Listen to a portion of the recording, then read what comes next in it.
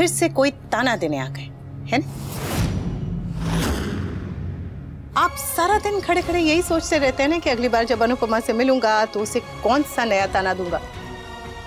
जब भी मैं आपसे बात करती हूँ, कुछ कहती हूँ, तो आप मुझे सिर्फ देखते नहीं हैं, मन ही मन ताने जमा करते होते हैं। और जब उन तानों का कोटा पूरा हो जाता है तो चले आते हैं मुझे ढूंढते हुए, बराबर? तुम्हें लगता है कि तुम इतनी जरूरी हो कि पूरा दिन मैं तुम्हारे बारे में सोचता रहूं? मैं ताना देने नहीं आया था। सच?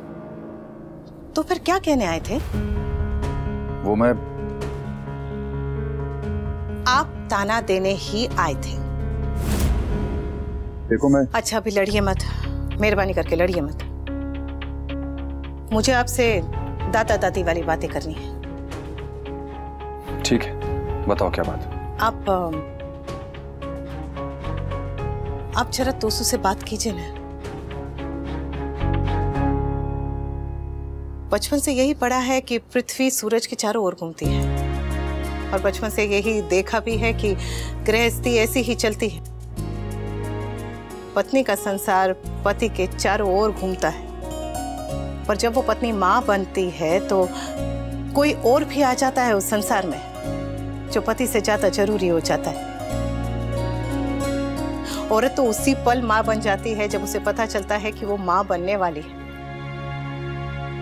पर कई बार पति को पिता बनने में थोड़ा समय लगता है, खुद को समझाने में समय लगता है, जिम्मेदारियों के लिए अपने आप को तैयार करने में समय लगता है। कई बार पति तो एकदम खुश हो जाते हैं जैसे आप हुए थे, और कई बार कुछ एक पति ऐसे शोक में चले जाते हैं, झटका लगता है उन्हें। शायद तोसू के साथ भी ऐसा ही कुछ हो रहा है। आप तो जानते हैं कि किंजल और तोसू के बीच खिटपिट ये प्रॉब्लम चलती ही रहती है। आप जरा बात कीजिए ना तोसू से, वो आपके सबसे ज्यादा नजदीक है, आपकी बात सुनेगा, आपकी बात मानेगा भी। डोंट वरी, मैं बात करता हूँ उससे।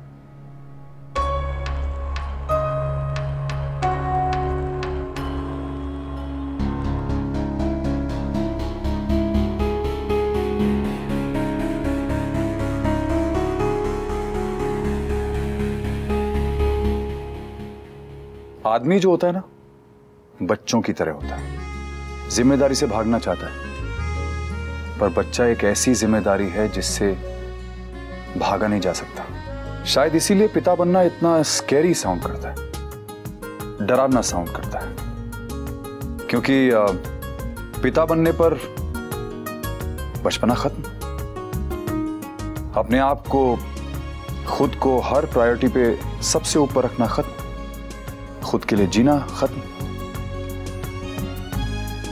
तोशु को यह बात समझने में थोड़ा समय लग रहा है, सिंक इन होने में थोड़ा टाइम लग रहा है, बट यू डोंट वरी, इसके अलावा और कोई प्रॉब्लम नहीं है, मैं उससे बात कर लूं। ठीक है किंजू बेबी, कल से तेरा ऑफिस जाना बंद। नहीं बा, मैं ऑफिस जाना नहीं छोड़ूंगी। ले, तेरी 2 पैसे की नौकरी ज्यादा जरूरी है या हमारे वंश का भविष्य? वंश की बातें तो ऐसे कर रही है जैसे पता नहीं कौन सी रॉयल फैमिली की बात कर रही हो। ओ मैदे की कटोरी, क्या अकेला अकेला बुन कर रही है? नथिंग बा, नथिंग।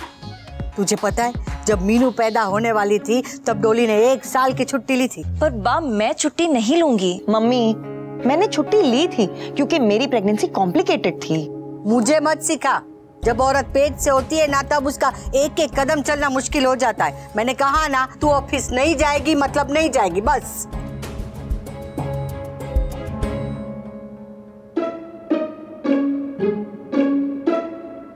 बा, मैं 3 बार माँ बनी हूँ और मैंने तो एक भी दिन घर का काम नहीं छोड़ा था। पहले के जमाने की औरतें कितना काम करती थी, 9वें महीने डिलीवरी तक काम करती थी, घर, खेत, मैदान, हर जगह पे काम करती हुई नजर आती थी। गर्भवती होना बीमार होना नहीं होता, और अभी तो डॉक्टर भी कहते हैं बा कि होने वाली माँ को कसरत करना जरूरी है। ठीक है, तो फिर यही तू एक अखाड़ा कुदवा दे और रोज इसके साथ कुश्ती करना। बढ़िया ही कसरत करनी चाहिए, मुझे मत सिखा। सिखा नहीं रही हूँ बा, याद दिला रही हूँ। अब आप खुद याद कीजिए, जब आप माँ बनने वाली थी तब आप क्या इसी घर में बैठ गई थी आराम से? नहीं नहीं, मैं तो रोज काम करती थी। तो फिर किंजू में भी ऐसे क्यों आराम से बैठ जाए? वाह, उसे ऑफिस जाना अच्छा लगता है, जाने दीजिए ना। जिस दिन थक जाएगी छुट्टी लेके घर बैठ जाएगी, है ना? शरीर उसका है बा, तो मर्जी भी उसकी होनी चाहिए ना। शरीर किसी का भी हो, आत्मा किसी की भी हो, पर मर्जी तो तेरी ही चलती है। बड़ी आई 5 पन्नों का भाषण देने वाली भाषणबाज। अरे हमारे घर में क्या चल रहा है उससे तुझे क्या मतलब है? हाँ, तू जा नाच गा, वो अनुज के लिए आ है भर, पर हमें ज्ञान के मोती मत दे। हट बाजू में से। अरे बा मैंने क्या किया? अगर बा नाराज हो गई ना तो मेरा पूरा वीक खराब कर देंगी। डॉली प्लीज जाके समझाओ ना। चलो। हाँ चलो। ये ले हमारी ब्यूटीफुल।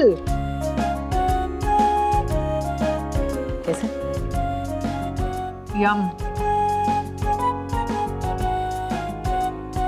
दादी को तो बता दिया, नानी को पता है? नहीं। क्यों नहीं बताया?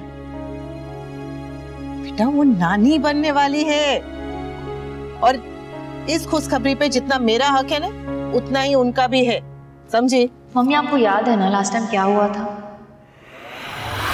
आज से मेरी बहू ना तो आपके घर जाएगी और ना ही आप अपनी बेटी से मिलने मेरे घर आएंगी। वो हम दोनों की आपस की लड़ाई है, हम सुलझा लेंगे। बेटा कोई भी लड़ाई, कोई भी झगड़ा, कोई भी मनमुटाव माँ बेटी के रिश्ते के बीच नहीं आ सकता। वो तेरी माँ है और तेरे हर सुख दुख पर, हर चीज पर उनका पूरा पूरा अधिकार है। उनका सिर्फ ड्रामे पे अधिकार है mummy. She is a drama queen. बस हाँ किंजल, वो बोली। अरे वो माँ है तेरी। लेकिन जो तूने उनके सामने इस घर की लाज रखी, हम सब का मान रखा, उसके लिए बहुत बहुत थैंक यू। हमें तुझ पे बहुत गर्व है। पर बेटा लड़की और उसके मायके का रिश्ता जो है ना, वो इन छोटी मोटी लड़ाइयों से बहुत बड़ा है, बहुत ऊपर। मायका मतलब माँ, मायका मतलब मिट्टी, मायका मतलब बचपन। माँ छूटेगी तो बचपन भी छूट जाएगा, और मैं ऐसा होने नहीं दूंगी। मन के किसी कोने में थोड़ा सा मायका, थोड़ा सा बचपन छुपा के रखने का, बचा के रखने का हर औरत को अधिकार होता है। ये मायके की खुशबू ही तो है जो औरत पे बुढ़ापा आने नहीं देती। उम्र के किसी भी पड़ाव पे हो, चाहे बुजुर्ग क्यों ना हो जाए, मायके से फोन आते ही हर औरत बच्ची बन जाती है।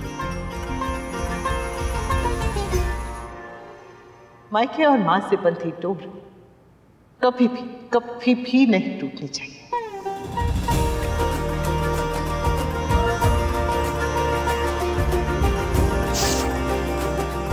आप सही कह रही है मम्मी, मैं मॉम को कॉल करूंगी। अरे ब्यूटीफुल।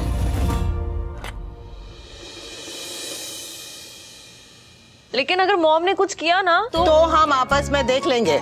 तू बीच में क्यों पड़ रही है? अरे हम समधन है, लड़ने का हमें हक है। लड़ते हैं तो लड़ने दे, हमारा तो रिश्ता ही ऐसा है।